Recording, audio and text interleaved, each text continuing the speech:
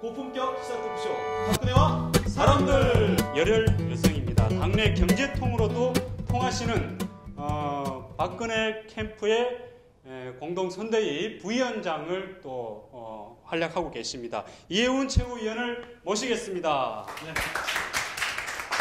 안녕하세요. 반갑습니다. 예. 아유, 반갑습니다. 예. 반갑습니다. 예. 이렇게 어려운 자리에 해주셨는데요. 고맙습니다. 제가 영광입니다. 네. 예. 요즘 많이 좀 바쁘시죠? 아유, 그러게 말이에요. 요즘처럼 바쁘면 사람 사는 게 아니죠. 네. 요즘 주말 유세가 그야말로 지금 총력전인 만큼 소위 빡세던데요. 네. 컨디션은 뭐 어떠신가요? 다행히 아직까지는 뭐 목도 괜찮고 네. 예, 감기도 안 걸리고 잘 지내고 있습니다. 네. 예. 네, 최근에 경동시장에서 유사한 걸로 알고 있는데 그쪽 네. 분위기는 어땠나요? 아우, 그날 눈이 많이 왔거든요. 그렇게 큰 눈이 많이 오는데도 그 눈을 다 머리에 소복이 맞으면서 많은 분들이 대한민국이 걱정이 돼서 나오셨더라고요. 얼마나 걱정되시면 그 눈을 맞으면서 그렇게 2시간씩 서 계시는지 죄송하기도 하고 막 가슴이 아리기도 하고 저희도 같이 그냥 하나가 되었습니다. 그분들과 우리가. 예. 자, 그럼 본격적으로 이혜훈 위원님 한번 알아볼까요? 네. 큰일 났네요. 이혜훈 위원님의 프로필을 지금부터 말씀드릴게요. 이름 이혜훈, 1964년 6월 15일 경남 마산 출생으로요. 마산 산호초, 마산 여중, 마산 제1여고를 졸업한 뒤 서울대학교 경제학과에서 학사와 석사, 미국 UCLA 대학원 경제학 박사를 마친 경제 전문가십니다. 그런데 이론을 연구만 하신 게 아니죠. 정책으로 만들고 반영하는 방법을 고민하시게 됩니다. 미국의 대표적 싱크탱크인 랜드연구소 연구위원과 국책연구기관인 한국개발연구원 연구위원을 거쳐 그리고 연세대학교 동서문제연구원 교수로 지내셨습니다. 누구나 부러워할 만한 이력을 지녔지만 여기서 도전을 멈추지 않습니다. 과감하게 정치권에 뛰어드시는데요. 지난 2004년 5월 제17대 국회의원 선거에서 서울 서초구 갑으로 출마해 국회의원으로 당선된 후 국회 재정경제위원회, 국회 기획재정위원회 위원, 예산결산소, 조세소 위원 등등 지금 너무 많아서 지금 온몸에 땀이 납니다. 예. 거치시면서 아무튼 새누리당 경제 분야에 없어서는 안 될 존재가 되셨습니다. 현재는 새누리당 최고위원으로 중앙선거대책 부위원장을 맡고 계십니다. 예. 자, 박수 한번 치고 가죠. 이렇게 한번 프로필 한번 살펴봤는데요. 딱 들으셔서 알겠지만은 그야말로 경제 분야의 엘리트 코스를 밟으신 인재신데요. 어떻게 해서 이렇게 정치에 입문하게 되는지 참 궁금하거든요. 예. 2002년이었던 걸로 기억합니다. 노무현 대통령을 뽑는 선거가 있었을 때 제가 이제 국민연금을 개혁해야 된다라는 보고서를 들고 정부, 그다음에 국회 여러 군데 찾아다니면서 많은 사람을 설득을 했는데요. 정부는 굉장히 쉽사리 설득도 되고 이해도 빠르고 공감도 해주시는데 국회가 이게 도무지 설득도 안 되더라고요. 그리고 전문성도 상당히 부족해 보이고 그때 제 눈에. 그래서 국회 앞에서 그 얼음 바닥 위에 앉아서 피켓팅도 많이 했어요. 국민연금 개혁 안 하면 이거 우리 나이 드신 분들 퇴직하고 나서 받을 돈이 없다. 그때 어떻게 책임질 거냐 막 했는데도 아무도 안 들어주고 그래서 이게 도장 하나 박는데 이렇게 어렵구나. 개혁안을 제출하려고 했거든요. 근데 국회의원 그때 도장을 보니까 15명을 받게 돼 있더라고요. 한 명도 못 받았어요. 그렇게 고생을 했는데도. 그래서 나중에 아예 내가 국회의원이 돼서 내가 도장부터 찍고 그럼 훨씬 도장 받는 일이 빠르겠다 이렇게 생각해서 정치를 생각해 본 겁니다. 이 의원님은 이 새누리당의 대표적인 여성 파워이시잖아요. 네, 제가 완력은 좀 있습니다. 이 의원님이 그 박근혜 후보와 이제 첫 인연은 어떤 식으로 이렇게 접하게 되셨는지. 저 보면 박근혜 후보를 그때는 알질 못했죠. 왜냐하면 이제 저는 2004년에 공천을 받을 때는 박근혜 후보가 당대표가 아니고 최병렬 대표가 모든 지역구 후보들을 공천을 다 끝낸 상태여서 저는 최병렬 후보로부터 공천을 받았고 근데 이제 비례대표 후보를 선정하는 그 한 일주일 사이에 당에서 그때 이제 탄핵 때문에 이제 책임 소재가 불거져가지고 최병렬 대표가 물러가고 새로운 당대표로 박근혜 후보가 와서 이제 비례대표 후보를 선정을 하고 선거가 시작이 됐어요. 근데 저희는 지역구 후보로 이미 선출이 된 상태이기 때문에 비례대표는 신경을 못 쓰고 저희는 지역에서 열심히 선거운동하느라고 선거 끝나고 박근혜 후보를 처음 뵀죠. 그리고 이제 당선증 받으러 왔더니 당대표가 되어 계시더라고요. 그래서 그때 이제 처음 당선증 받으면서 인사하게 됐는데 나중에 이제 그분이 저한테 정책조정위원장이라는 당직을 맡기셨어요. 네. 근데 이제 정책조정위원장인데 이게 이제 담당하는 게 좀 잡다한 분야를 다 하는 기타 등등이에요, 사실은. 이제 보면은 뭐 농림, 해양, 수산, 과학, 기술, 정보통신, 그다음에 건설, 교통, 뭐 이게 뭐 다 잡단에 들어있는 산업, 자원 다 들어있는 거예요. 근데 이게 보면 또 지방마다 후보가 가게 되면 꼭 이 사람이 가야 되는 거예요. 왜냐하면 뭐 농림이 걸리든 해양이 걸리든 뭐가 걸리든 걸리는 거예요. 네. 산업단지 가면 산업이 걸리고 또 뭐 지역마다 가면은 주택고향들이 있으니까 건교가 걸리고 그래가지고 항상 수행을 많이 했는데 그러면서 이제 뭐 기차 타고 비행기 타고 수행 다니면서 가까워졌죠. 그렇구나. 이게 예, 2006년에 책을 하나 내셨는데. 아, 백서. 예, 그게 또 화제가 되고 있고 그것을 또 총지휘하셨다고. 저희 알고 그때 있습니다. 뭐 지휘라기보단 다 같이 만들었는데요. 고생은 많이 했죠. 날밤을 수도 없이 샜습니다. 그게 뭐냐면 이제 박 후보는 지방을 가실 때 꼭 가기 전에 물어보세요. 이 지역에 가면 이 사람들이 뭘 잘 관심 있어 하시는지. 그러면 이제 저희가 그 지역의 민원이든 관심사를 얘기를 하잖아요. 그럼 또 물어보시는 게 그 한 서너 개 얘기한 것 중에서 뭐는 되고 뭐는 안 되는지를 꼭 물어보세요. 그래서 최대한 노력하면 되는 거, 절대 안 되는 거. 그 다음에 뭐 좀 상당히 용이하게 되는 거 이렇게 분류를 해드려야 돼요. 그러면 거기에 맞춰서 본인이 말씀을 하세요. 우리는 이거 죽을 힘을 다해서 이거는 반드시 만들어내겠다. 아니면 이거는 쉽게 되는 거는 우리가 빨리 해드리겠습니다. 이렇게 얘기를 하고 그 다음에 도저히 안 되는 거는 솔직하게 말씀을 하세요. 왜 안 되는지, 이거는 뭐가 문제가 있는지, 그리고 이게 하면은 여러분에겐 도움이 되지만 또 다른 어떤 부작용이 있는지를 다 설명을 해서 안 된다고 말씀을 하시는데 문제는 앞에 된다고 말씀하셨던 거에 대해서는 항상 그 다음 주만 돼도 벌써 챙기세요. 어떻게 됐냐? 그래서 법은 제출을 했냐? 예산안은 제출을 했냐? 부처에는 어떻게 협의가 됐냐? 계속 챙기시거든요. 그거를 이제 본인이 당대표를 지내시고 나서 이제 당대표를 물러가실 때쯤 돼가지고 이거를 그동안 했던 거를 백서를 만들려고 그러신 거예요. 그게 뭐 수백 가지가 넘더라고요.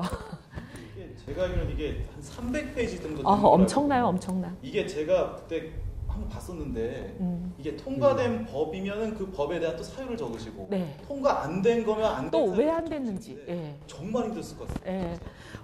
근데 이제 과제, 지역 민원이 하나가 있으면 그게 관련되는 부처가 한두 개가 아니에요. 네. 어떤 거는 보면 이제 지자체도 관련이 되고 중앙정부도 관련이 되고 중앙정부 안에서도 어떤 거는 건교와 가기정통과 산업이 같이 가야 되는 것도 있고 막 이거 복잡한데 이 중에서 다 오케이 해서 다 해줘도 어느 한 군데가 노 하면 안 되는 거잖아요. 그럼 그것도 다 써야 돼요. 어디는 어떻게 해결이 됐는데 어디가 해결이 안 돼서 못했다. 그다음에 뭐 예를 들면 예결위에도 우리는 이렇게 예산을 올렸는데 뭐 민주당의 누가 어떤 논리를 어떻게 반대해서 이게 몇 대 몇으로 안 됐다. 이런 걸 다 저희가 이제 분류를 하고 분석을 해서 백서를 낸 거죠. 그러니까 이제 국민한테 약속드린 거에 대해서는 그 약속의 결과물을 국민께 보고 드린다. 이런 개념이죠. 그 책 제목이 정확하게 백서요. 네. 그리고 앞에 붙은 게 2006년 대국민 맞아요. 예, 약속 실천 백서. 예, 그런 맞습니까? 거예요. 예. 예, 그런데 항상 약속에 대한 거를 거의 생명처럼 여기세요. 그러니까 한나라당이 2004년에 총선을 거치고 나서 국민들한테 공약했던 것 그것에 대해서 이제 2년입니까? 2년 정도 만에 본인의 대표 임기를 끝내면서 낸 거예요. 아, 대표 임기를 마치시면서. 그때 이제 원래 당 대표 아직 임기가 어느 정도 남아 있었는데 그때 이제 박근혜 후보를 흔들려는 이제 소위 말하는 그때 당시 친이 세력이 있었잖아요. 지금은 친이 친박이 없지만 그때는 있었죠. 이제 그분들은 당 대표 자리에 있으면 아무래도 당내 경선에 유리한 지위를 점할 거 아니냐. 그러니까 공정하게 당내 경선을 하려면 대표를 임기 끝내기 전에 내려와라. 이게 그때 소위 말하는 당의 혁신안이었거든요. 그 혁신안 때문에 본인이 임기 전에 내려오셨어요. 내려오시면서 대선을 앞두고. 그러면서 이제 그때 이제 이 백서를 어떻게 보면 퇴임에 맞춰서 만들기 위해서 저희들이 만들었었죠. 예, 이 박 후보께서 이거 만들어라 이렇게 얘기하셨을 때 일단 머리가 지끈지끈하셨겠습니다. 아니요, 처음에는 저희가 뭘 몰라가지고 그렇게 많이 지끈거리지 않았어요. 처음에는 그냥 고생 좀 하겠구나 생각했는데 이걸 막상 일을 하면서 보니까 이게 뭐 장난이 아니에요. 이 박 후보님께서 이걸 만들어라 지시하신 것에 대해서 어떻습니까? 아니 그때는 감동했죠. 야 이거 맞아. 약속을 했으니까 그 약속을 어떻게 했는지 보고를 드려야지. 이게 정말 새정치야. 요새 말로 하면 새정치인 거잖아요. 안철수가 얘기하는 새정치가 사실 이런 거라야 되는 거 아니에요? 근데 이제 정말 이런 정치를 해야지. 많은 그 국회의원들이 공약할 때는 지킬 생각도 없으면서 마구 남발하고 되고 나면 신경도 안 쓰고, 심지어 옛날에 우리 모 대통령, 전직 대통령 중에 한 분은 뭐라 그랬냐면 공약은 뗏목과 같은 거다. 뗏목이라는 게 강을 건널 때는 필요하지만 강 건너고 나면 버리는 거잖아요.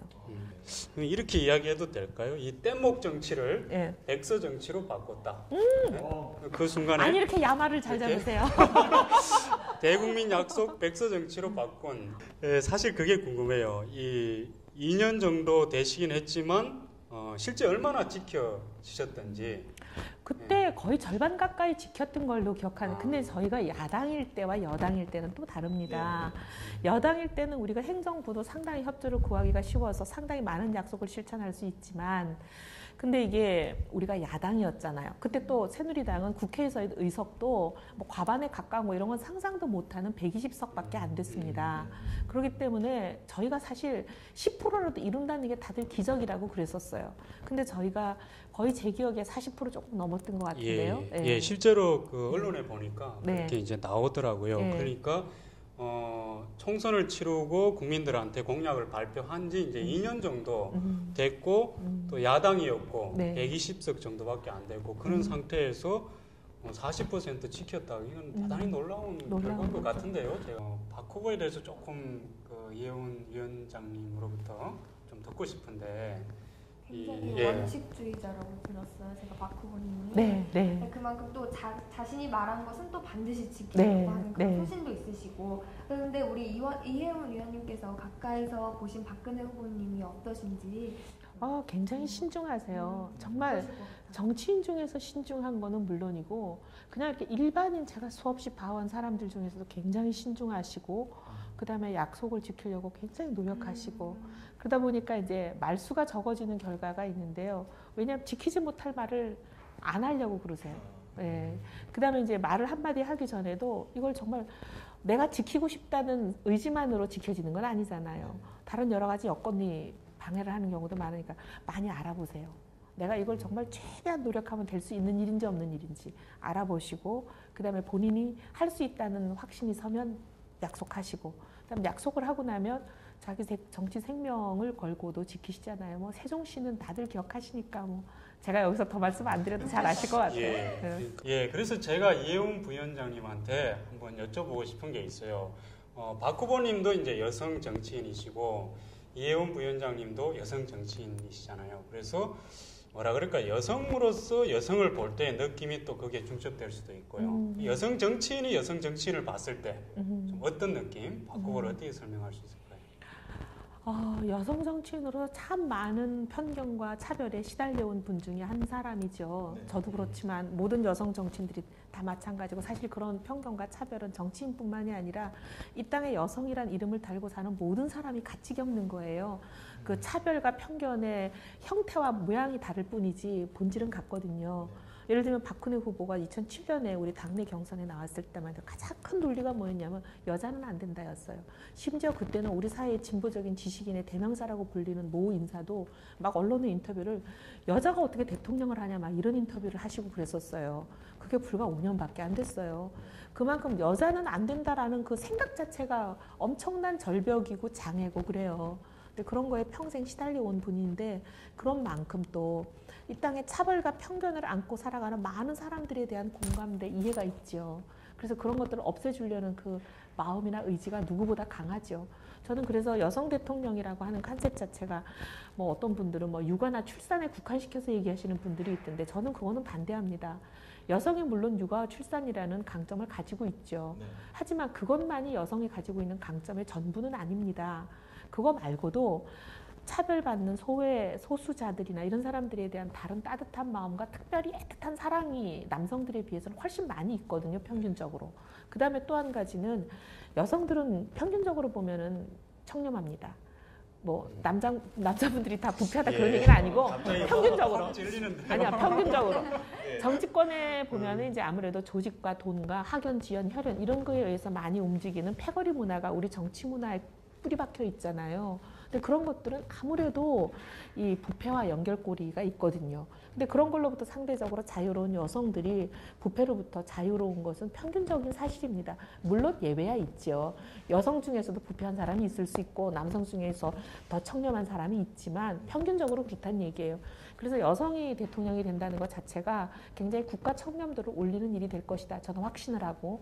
그다음 또 하나는 여성들은 보면 아무래도 좀 이렇게 포용을 남성들보다 많이 합니다. 남성들의 경우에는 카리스마적인 리더십이 굉장히 그 대표되잖아요. 그래서 뭐 불도저식 리더십, 명령하고 지시하고 하달하고 나를 따르라 이런 식의 어떻게 보면 굉장히 갈등과 대립을 조장할 수 있는 그런 리더십 유형인데 오히려 여성들은 반대로 갈등을 조정하는 화해와 포용의 리더십의 강점이 있거든요. 근데 지금 21세기는 과거처럼 우리 개발된 데는 막 국력을 결집해서 막 중화학공업에다 투자하고 여기다 해 저기다 해 이건 안 돼 하는 남성 리더십이 어느 정도 장점을 발휘한 시기가 있었어요. 근데 지금은 너무나 다양화된 이 전문 그 그룹들 간의 이해 상충을 누군가 조정하고 갈등을 풀어내려면 그런 남성적 리더십보다는 여성적 리더십이 저는 비교 우위가 있다 이렇게 보기 때문에 여성 대통령이 지금 나오는 것이 우리나라에 도움이 된다 이렇게 생각합니다. 말씀 들으니까 네. 여성 대통령의 탄생이 이 정치 혁신이고 네. 또 대한민국의 혁신이다 이제 이런 이야기 정말 설득력 있게 들리는 것 같습니다. 감사합니다. 예. 많은 남성들이 예. 공감해 주시기를 바라면서 예. 자 이번에는 한번 여쭤보겠습니다. 요즘에 이제 공약들이 참 많은 것들이 나왔었는데 특히 이제 뭐 경제와 관련된 공약들이 많이 나오고 있거든요. 이 경제 공약들이 이 박 후보가 내세우는 경제 공약들이 실천 가능성이 얼마나 있는지 좀 알고 싶습니다. 누차 말씀드렸지만 박 후보는 워낙 공약을 하시기 전에 무지하게 면밀히 따져봅니다. 이게 실행 가능하나 안 하냐. 그래서 그 확신이 서지 않으면 발표를 안 하기 때문에 박 후보 입에서 나온 공약들은 100% 실천이 된다라고 보시면 맞을 것 같고요. 일단 특히 이제 경제 민주화에 대해서 다들 관심이 많으신데 일부 이제 재벌이나 또 성장을 중시하는 우파 경제학자들 입에서 경제 민주화가 지금 중요한 게 아니다. 경제가 전 세계가 위기인데 무슨 경제 민주화하고 있을 그런 형편이 되냐 이런 얘기를 하시는 분들이 있어요. 그건 정말 100% 사실이 아닙니다. 왜냐하면 경제 민주화라는 것은 성장과 상충되는 게 아니에요. 경제 민주화를 하려면 성장을 포기해야 되는 그런 게 아니라 성장을 하려면 경제 민주화를 반드시 해야 되는 어쩌면 오히려 선별 조건이죠. 지금까지도 우리가 성장을 위해서 노력은 해왔지만 그 성장의 과실이 일부 재벌 기업에만 머물러 있고 중소기업과 근로자들과 가게들에게 골고루 나눠지지 않아서 많은 사람의 성장에 격불을 쬐지 못해서 문제가 생긴 거 아니에요? 그래서 성장을 제대로 하기 전에는 반드시 경제 민주화가 돼 있어야 성장의 열매가 우리 경제 주체 모든 사람들에게 골고루 나눠지는 거거든요. 보일러 공사로 말씀드리면 이런 거예요. 아랫목에 불을 떼죠. 근데 문제는 이게 보일러가 고장이 나가지고 윗목은 맹골이고 아랫목은 절절거려서 장판이 탄단 말이죠. 그럼 이거 불을 더 떼기 전에 보일러부터 고쳐서 파이프라인을 뚫어놔야 되죠. 그러고 불을 더 떼면은 이게 온기가 윗목까지 천천히 퍼지지 않겠습니까? 근데 보일러에 불을 떼는 거는 성장을 하자는 거거든요. 이 불 떼기 전에 반드시 해야 되는 게 파이프라인을 뚫는 경쟁 민주화부터 해야 됩니다. 그래서 둘 중에 어느 하나를 포기해야 되는 게 아니라 경제 민주화를 하고 성장도 해야 되는 거죠. 자, 그러면 박근혜 후보 정말 준비된 후보입니까? 이거 OX인가요? 아닙니다. OX 아닙니다. 예. 네, 그렇게 생각합니다. 설명을 하셔야 됩니다. 설명을 해야 되나요? 예. 사실 이제 국정 운영 경험이 저는 대통령이 되는 사람에게 굉장히 중요하다고 봅니다. 근데 이제 대통령으로서의 국정 운영 경험은 뭐가 중요하냐? 본인이 주체가 돼서 주도적으로 정책도 만들고 실행해내고 하는 그런 경험이 중요한 거거든요. 문재인 후보처럼 청와대에서 비서실장으로 수석 비서관으로 그렇게 그림자처럼 역할한 것을 의미하는 것은 아닙니다. 야당의 대표로서, 야당이라는 것은 여당의 섀도우의 개념이거든요. 야당 안에 모든 부처가 다 있다고 생각하시면 됩니다. 국회 안에 상임위가 다 있듯이. 그런 식으로 모든 분야의 정책을 총괄하고 주도하고 또 추진해본 그런 경험이 우리 박 후보에게는 있습니다. 자, 고품격 시사 토크쇼 박근혜와 사람들! 네, 다음 시간에 뵙겠습니다. 감사합니다. 고생 많으셨습니다. 네. 아이고 감사합니다. 고생 많으셨습니다.